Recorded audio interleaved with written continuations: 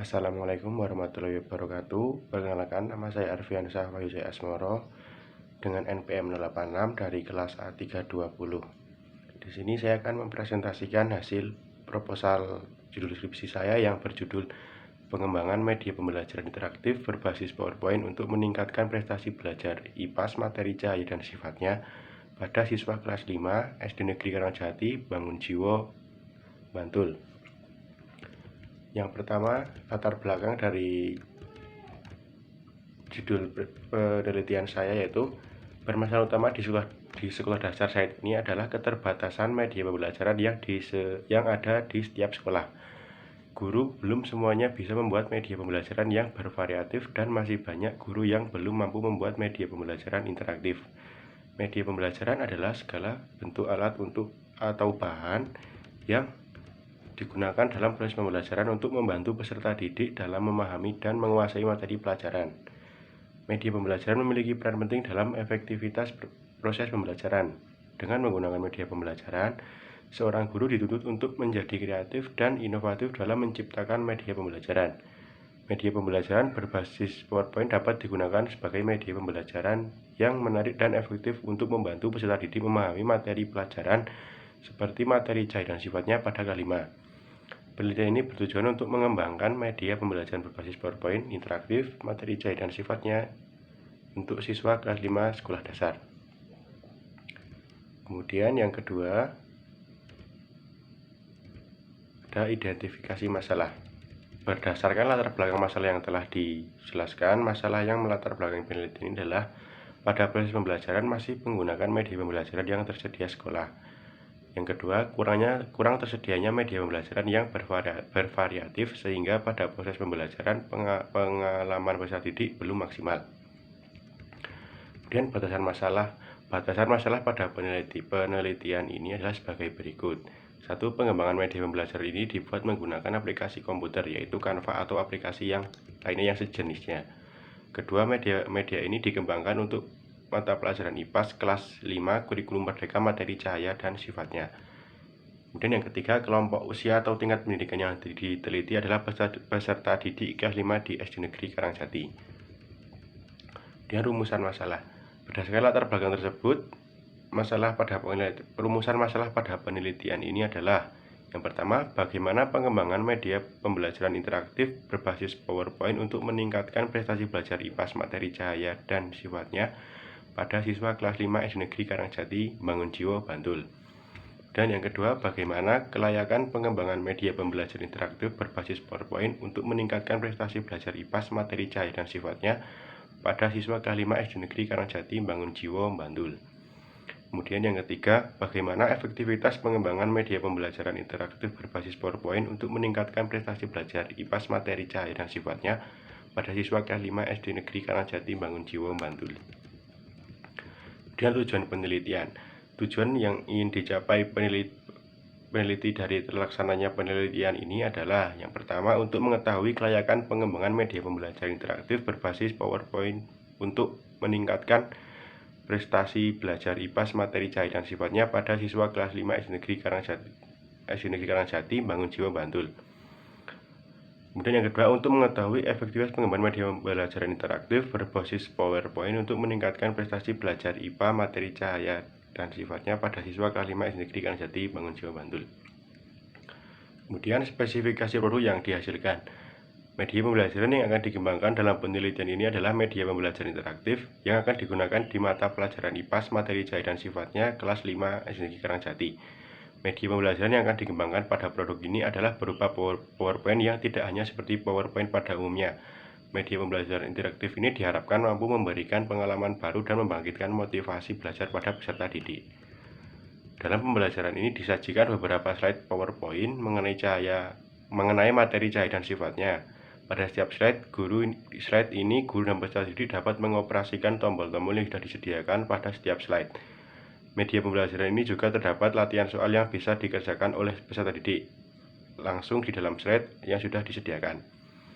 Media pembelajaran ini berbentuk file PPT yang dibuat di aplikasi komputer. Aplikasi yang digunakan pada pembuatan media ini adalah Canva yang di dalamnya terdapat banyak fitur yang bisa dipilih untuk mempermudah dan menunjang proses pembuatan media pembelajaran interaktif.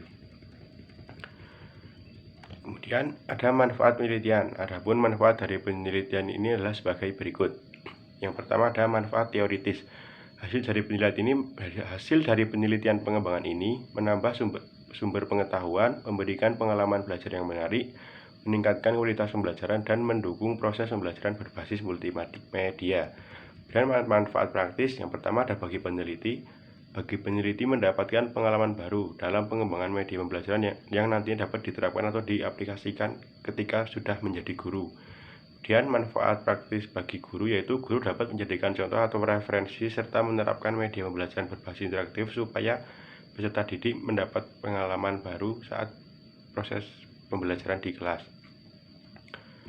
Kemudian bagi siswa dengan menggunakan media pembelajaran interaktif pada saat belajar, peserta didik akan mendapatkan pengalaman baru pada mata pelajaran IPAS dan materi cahaya dan sifatnya. Kemudian bagi sekolah memiliki referensi dalam meningkatkan kualitas media pembelajaran dan mendorong pada saat kegiatan proses pembelajaran di kelas. Kemudian bagi prodi PGSD Universitas PGRI Yogyakarta dapat menambah contoh media pembelajaran yang dikembangkan oleh mahasiswa, khususnya untuk mata pelajaran IPA kelas 5. Kemudian asumsi pengembangan. Asumsi media pembelajaran interaktif ini adalah media pembelajaran yang dikembangkan dari slide PowerPoint biasa menjadi media pembelajaran interaktif. Kemudian masuk ke bab 2 itu kajian pustaka atau kajian teori. Yang pertama ada media pembelajaran. Media pembelajaran adalah suatu alat peraga dalam proses belajar mengajar yang digunakan untuk mendukung pembelajaran sehingga pada proses pembelajaran dapat berjalan dengan maksimal. Media pembelajaran adalah bentuk sarana untuk menyampaikan informasi yang dapat digunakan untuk menyampaikan materi pembelajaran dari guru kepada siswa secara terstruktur sehingga tercipta suasana belajar yang kondusif. Kemudian jenis-jenis media pembelajaran.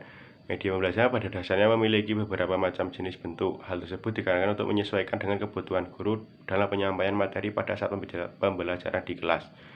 Secara umum ada 3 jenis media pembelajaran, yaitu media pembelajaran visual yang bisa dilihat dengan indera penglihatan saja, kemudian media audio, media yang digunakan dengan alat indera pendengar. Dan yang ketiga ada media audiovisual, yaitu media yang bisa digunakan dengan 2 alat indera, yaitu pendengaran dan penglihatan. Kemudian fungsi pembelajaran. Fungsi media pembelajaran.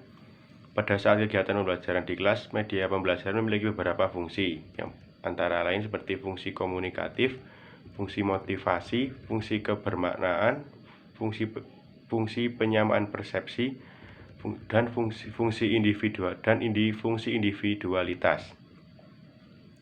Kemudian yang berikutnya ada media pembelajaran interaktif, yaitu pertama definisi media pembelajaran interaktif. Interaktif sendiri merupakan berkaitan dengan komunikasi 2 arah atau lebih dari komponen-komponen komunikasi. Namun makna interaktif yang dimaksud ialah komunikasi timbal balik antara media komunikasi dengan pengguna, berawal dari data yang diinput oleh pengguna yang mendapat respon oleh media sehingga memunculkan interaksi. Berdasarkan hal tersebut, media pembelajaran interaktif dapat didefinisikan sebagai segala sesuatu yang menyangkut software dan hardware yang dapat digunakan sebagai perantara untuk menyampaikan isi materi ajar dari sumber belajar ke pembelajar dengan metode pembelajaran yang dapat memberikan respon balik terhadap pengguna dari apa yang telah diinputkan ke media tersebut. Kemudian jenis-jenis media pembelajaran interaktif. Pada saat kegiatan belajar mengajar di kelas, peran media pembelajaran sangat penting karena sebagai perantara dalam penyampaian materi dari guru. Media pembelajaran interaktif tentunya sangat lebih membantu karena selain peserta didik menerima materi dengan baik juga mendapatkan pengalaman baru. Kemudian ada model-model pembelajaran interaktif. Yang pertama ada game. Kemudian yang kedua ada CD interaktif. Dan yang terakhir ada aplikasi program. Kemudian fungsi media pembelajaran interaktif. Media pembelajaran interaktif memiliki fungsi yang bermanfaat dalam proses pembelajaran. Beberapa manfaatnya antara lain yang pertama ada meningkatkan kualitas proses dari hasil pembelajaran. Yang kedua memfasilitasi penyampaian materi dengan jelas dan terarah. Dan yang ketiga mendorong siswa untuk belajar secara lebih aktif. Dan yang keempat ada meningkatkan minat belajar siswa. Dan yang ketiga ada prestasi belajar. Definisi prestasi belajar. Prestasi belajar atau prestasi akademik menurut Bloom merupakan ungkapan keberhasilan seseorang dalam belajar. Prestasi belajar juga diartikan sebagai hasil belajar seorang siswa yang dapat diketahui dengan melakukan tes-tes untuk menunjukkan prestasi belajar siswa tersebut.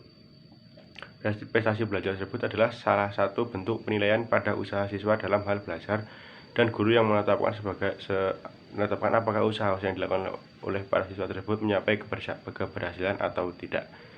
Nah, jadi prestasi belajar adalah hasil pengukuran dari penilaian usaha belajar yang dinyatakan dalam bentuk simbol huruf maupun kalimat yang menceritakan hasil yang sudah dicapai oleh setiap anak pada setiap periode tertentu. Kemudian faktor-faktor yang mempengaruhi prestasi belajar. Yang pertama ada faktor internal.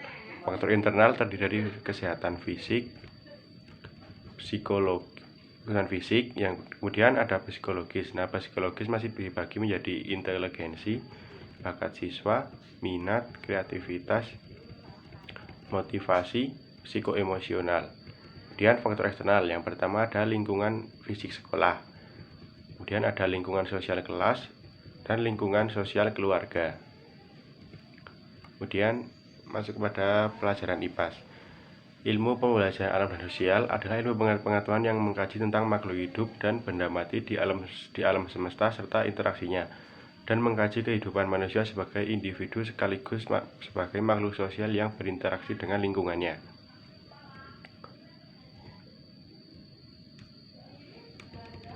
Kemudian tujuan mata pelajaran IPAS adalah sebagai berikut. Yang pertama ada mengembangkan ketertarikan serta ingin tahu sehingga peserta didik terpicu untuk mengkaji fenomena yang ada di sekitar manusia, memahami alam semesta dan kaitannya dengan kehidupan manusia. Yang kedua, berperan aktif dalam memelihara, menjaga, melestarikan lingkungan alam, mengelola sumber daya alam dan lingkungan dengan bijak. Yang ketiga, mengembangkan keterampilan inquiry untuk mengidentifikasi, merumuskan, hingga menyelesaikan masalah melalui aksi nyata. Dan yang keempat, mengerti siapa dirinya, memahami bagaimana lingkungan sosial dia berada, memaknai bagaimanakah kehidupan manusia dan masyarakat berubah dari waktu ke waktu.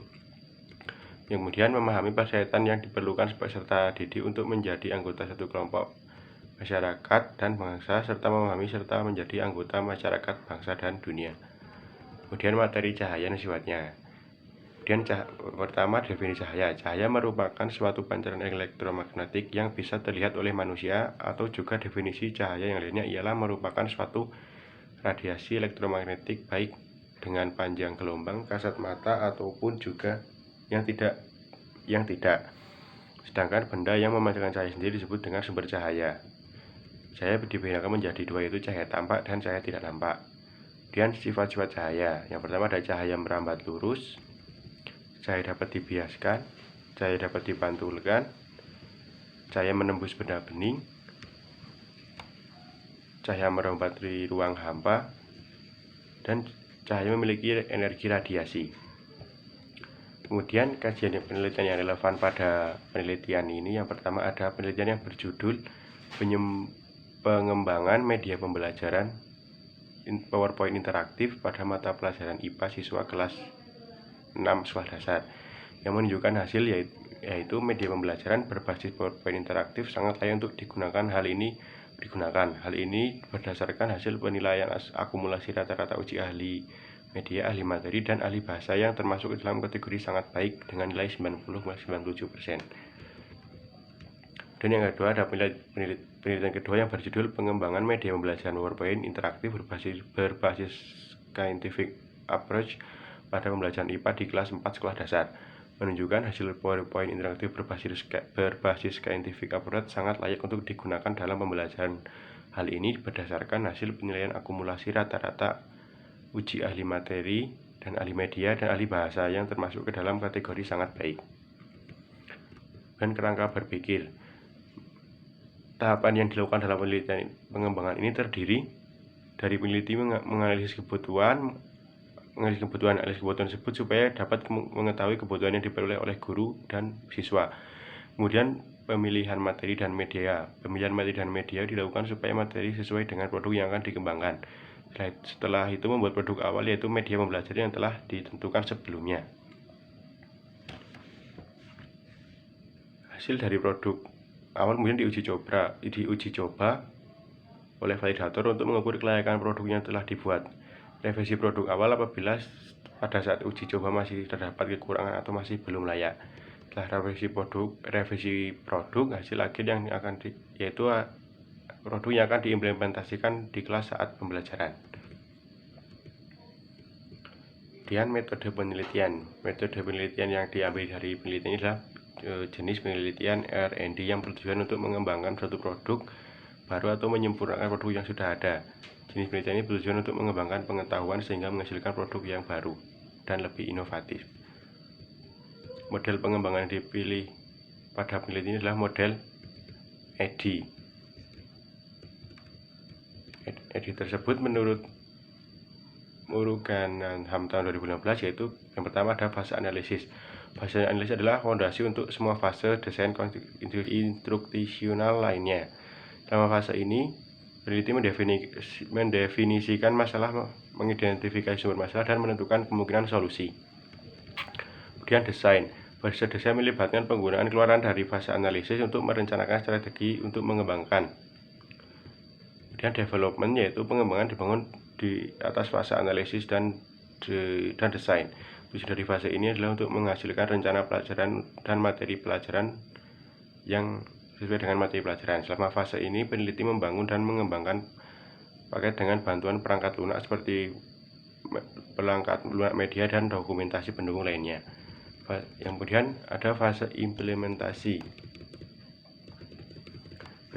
Fase implementasi mengacu pada pengiriman aktual dan instruksi, apakah itu berbasis kelas, berbasis laboratorium, atau berbasis komputer. Tujuan dari fase ini adalah penyampaian yang efektif dan efisien. Kemudian yang kelima ada evaluasi. Fase ini mengukur efektivitas dan efisiensi. Evaluasi harus benar-benar terjadi di seluruh proses desain instruksional dalam fase ini. Kemudian prosedur pengembangan. Prosedur pengembangan pada produk ini yang pertama yaitu analisis. Penelitian ini dimulai dari prosedur analisis yang dilakukan oleh peneliti. Peneliti melakukan observasi pada saat kegiatan PLP2 di SD Negeri Karnajati. Tujuannya untuk mengetahui atau mengidentifikasi adanya masalah atau kekurangan pada saat kegiatan pembelajaran, khususnya pada mata pelajaran IPAS. Kemudian desain produk yang dilakukan berdasarkan data yang diperoleh dari hasil analisis dan observasi. Dalam penelitian ini, desain produk dilakukan mulai dari menentukan produk yang akan dikembangkan, meliputi materi, capaian pembelajaran, capaian pembelajaran, dan tujuan pembelajaran, instrumen penilaian, dan pemilihan media pembelajaran yang sesuai dengan kebutuhan dan perkembangan peserta didik. Pengembangan yang ketiga ada pengembangan. Setelah dibuat rencana produk yang berupa perangkat pembelajaran dan media pembelajaran, selanjutnya peneliti dapat mengembangkan produk tersebut. Yang keempat, implementasi pada tahap ini yaitu menguji keefektifan media pembelajaran yang telah dibuat. Kelima, ada evaluasi pada tahap ini, peneliti memperbaiki kembali perangkat pembelajaran jika menemukan kelemahan pada produk ketika melakukan uji coba secara terbatas kepada siswa. Kemudian desain uji coba. Desain uji coba terhadap produk ini untuk mendapatkan respon atau umpan baik dari ahli dan pengguna mengenai keefektifan dan kelayakan produk yang dihasilkan atau dikembangkan. Kemudian subjek coba yang digunakan dalam penelitian ini, pengembangan ini terdiri dari uji coba terbatas dan subjek uji coba lapangan. Pertama ada uji coba terbatas. Dalam penelitian ini, pengembangan ini subjek uji coba terbatas dilakukan kepada 10 siswa kelas 5. Yang kedua, uji lapangan. Dalam penelitian pengembangan ini, subjek coba lapangan dilakukan pada seluruh siswa kelas 5. Teknik pengumpulan data pada penelitian ini yang pertama ada teknik angket, tes, dan dokumentasi. Teknik analisis datanya ada teknik analisis deskriptif, kualitatif, teknik analisis dan teknik analisis deskriptif kuantitatif. Demikian presentasi yang dapat saya sampaikan. Banyak kurangnya saya mohon maaf. Saya akhiri. Wassalamualaikum warahmatullahi wabarakatuh. Terima kasih.